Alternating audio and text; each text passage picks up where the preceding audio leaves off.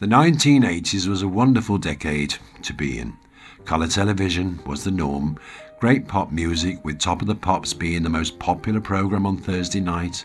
We had Blankety Blank, Bullseye, EastEnders had started transmitting. Well, most things were great in that decade.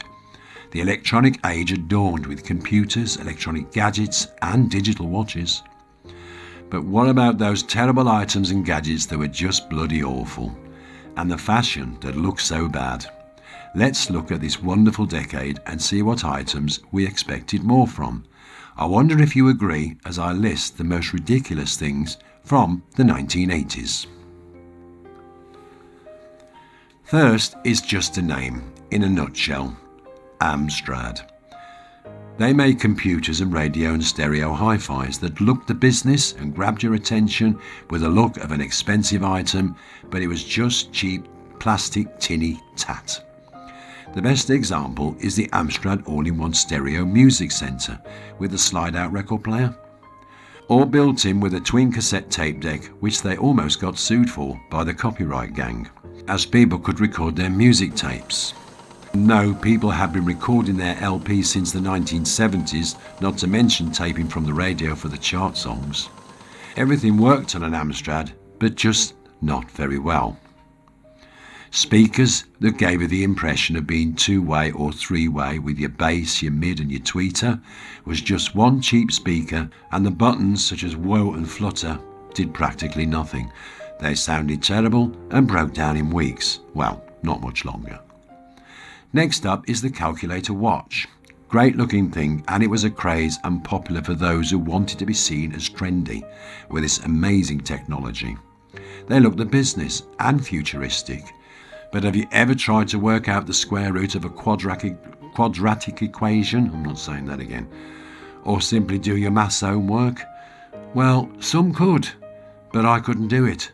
The little buttons were far too small. It was popularised by Marty McFly in the 80s movie Back to the Future. Cameras.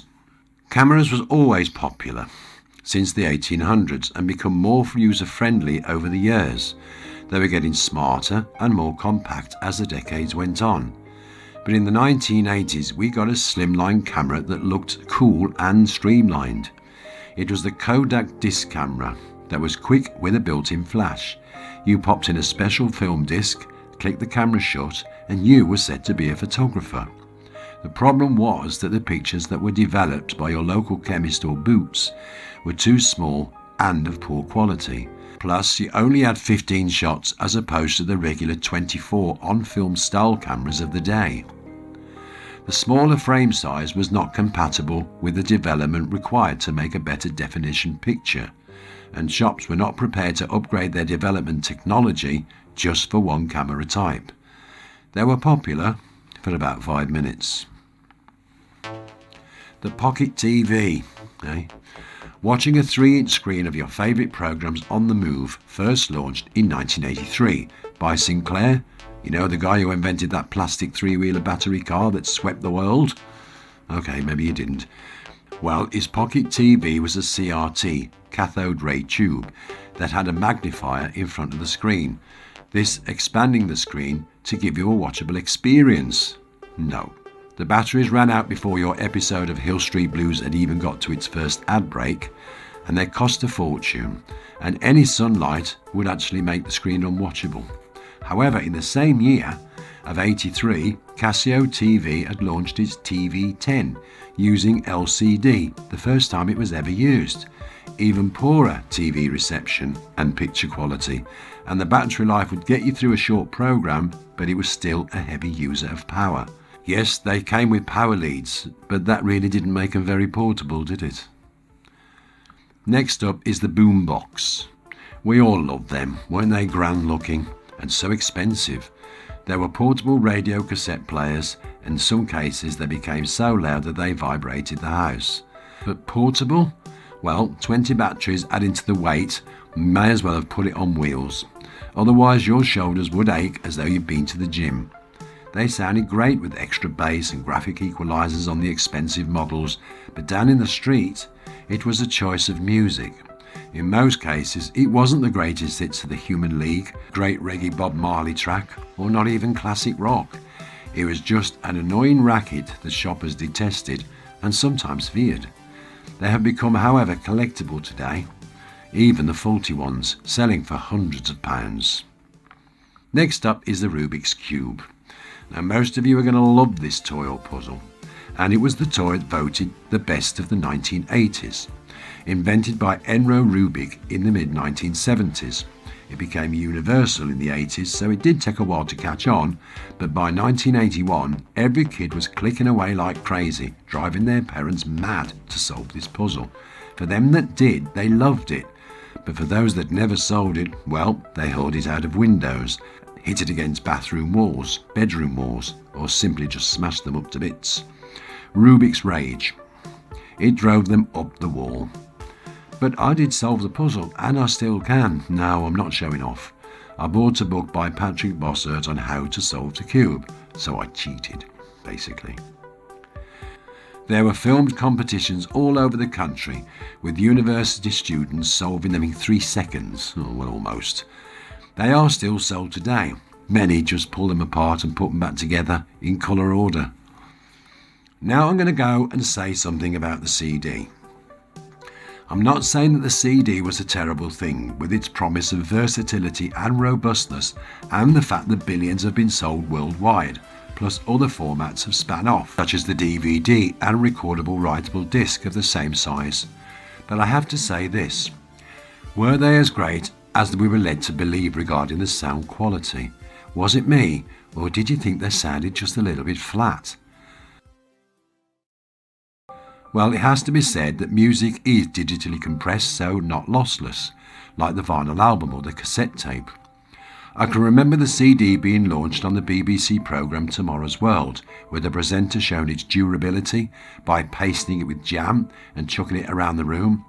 Well, don't try that at home, folks, because it doesn't work. I know they're great, and maybe it's me, but the sound quality and the resonance does not come close to the quality of a vinyl record. Now we're on to fashion. Massive shoulder jackets that made Twiggy look like an American soccer player. Larger TV screens were needed to watch Dynasty, especially if you were watching Joan Collins and Linda Gray in the same scene. Leg warmers, those knitted thick socks with holes so they could cover your lower legs.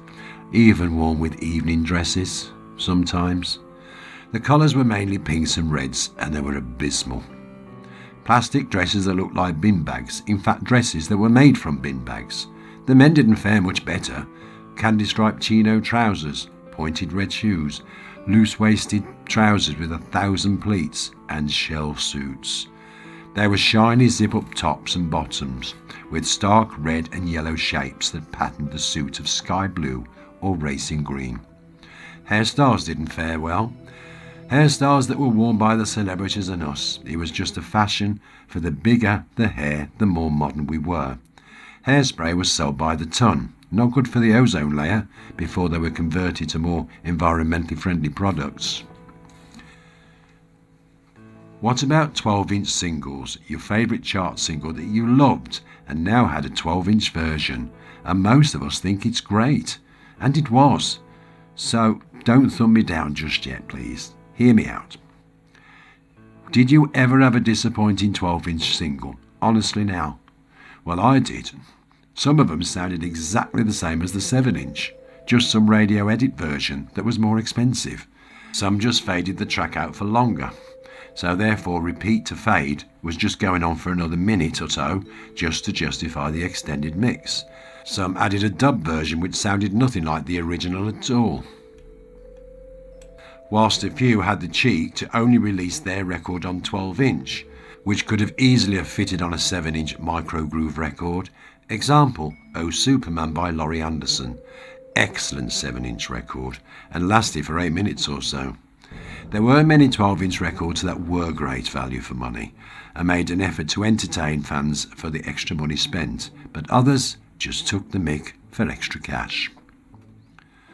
The clapper. Did we get this in the UK? I remember it being talked about. Well, you plugged in this gadget into the wall socket and your TV or your lamp into the clapper. Simply, all you had to do was clap. And hey presto, the electrical item would switch off and on with no voice activation, just clapped. I wonder if you were watching a show, like a live audience show such as Cilla Black or The Generation Game, whether you got to watch much of the programme. Television switching off and on every 2 seconds. Also, barking dogs and doors being knocked would also activate this device. So if you went out and bought a few of these clappers, well, lights would be flashing off and on in your house like a disco. Has anyone ever owned one? I'd love to hear your story about this 80s invention. Next we're on to VHS videotapes that got Britain keeping fit and losing weight. Jane Fonda's Workout, that's the one I remember mainly, but there were many celebrities all toned up and they were released by the lorry load. They sold thousands and all ended up in the charity shops or being recorded over. You could do that by putting a bit of sellotape on the indent at the back of the cassette, just like music tapes. Just one thought while I'm compiling, who remembers Chevron tapes from Woolworths? They released music cassettes that copied famous bands with imitation singers. They were as tacky as they were cheap. I think I had one called A Tribute to ABBA, and when I looked on the front of the tape, it only had 3 members of the band on. You'd think they could have dragged an extra face just to make it look good. They could get them, you can actually get them still on eBay. The next one is not a gadget, but I would like to finish off with records, well, types of music released on 45 and charted. There were plenty of party tunes that got you on the dance floor after a few drinks. Well, I hope so. Maybe some did them sober. Well, I promise you, you will remember every step if you're over 50. The Birdie song by the Tweets, Superman by Black Lace, Oops Upside Your Head, The Conga. How many more can we name? On the subject of records releases, what about these albums that released on K-Tel and Ronco, chart compilations albums featuring the hits of the month that you bought one and got the other free? Some were great, like Chart Hits 81 with massive hits, and Now What I Call Music was launched in 1983. But some were full of songs that no one had ever heard of, and more annoyingly, they squeezed more songs on the records. They would fade out early, so you didn't even get to hear the full track, and not forgetting how low the recordings were. Well, I'm going to leave you with a question. Why did people buy albums on cassette? I used to buy the record, put it onto tape and shove it in my Walkman. I'd bought the album, so they got the dosh out of me. Well, I know some will disagree with me about some of these items of the 80s decade being awful, but maybe the word awful is a bit strong. It was an exciting time, and a time of mass invention and technology advances, and gave us great memories of an unforgettable decade. Once again, thank you for looking in. And I have more social history of Britain in short films on my channel. Moreover, thank you for taking some time out of your day. With much love and warmth, Mickey.